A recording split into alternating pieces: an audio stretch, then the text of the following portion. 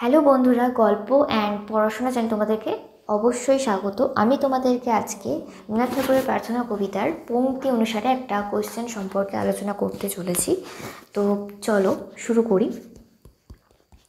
বলেছে, পৌর সেরে করেনি সততা নিত্য চেতা তুমি সর্বকর্ম চিন্তা আনন্দের নেতা। কবিতায় এই পংক্তিটি যথার্থতা বিচার করতে বলছে। তো রবীন্দ্রনাথ ঠাকুরের লেখা চিত্তচেতা ভয়শূন্য কবিতার এই পংক্তিটিতে কবি একটি আদর্শ দেশ ও সমাজ চিত্র অঙ্কন করেছেন, যেখানে আত্মবিশ্বাস, একতা ও চেতনাশক্তি জাতিকে পথ দেখায়।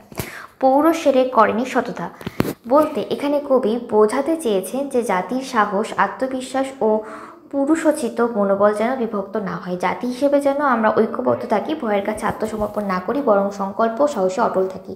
নিত্য চেতা তুমি সর্বকর্ম চিন্তা আনন্দের নেতা। এই অংশ কবি ঈশ্বরকে বা আত্মচেতনার শক্তিকে নির্দেশ করেছেন, যিনি যেন আমাদের প্রতিটি কাজ, চিন্তা ও আনন্দের পথপ্রদর্শক হন, অর্থাৎ আমাদের কর্মজীবন চিন্তা জগতে যেন সদা সদা সত্য, শুভ ও সুন্দর নেতৃত্ব দেয়।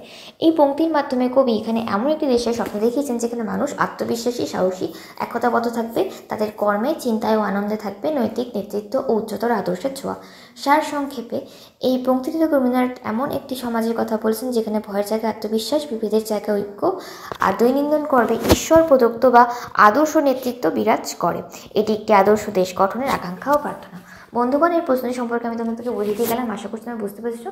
দেখা হচ্ছে কোনো এক নেক্সট ভিডিওতে। তোমরা অবশ্যই ভিডিওটা লাইক, কমেন্ট অ্যান্ড সাবস্ক্রাইব করতে কিন্তু ভুলবে না। বাই।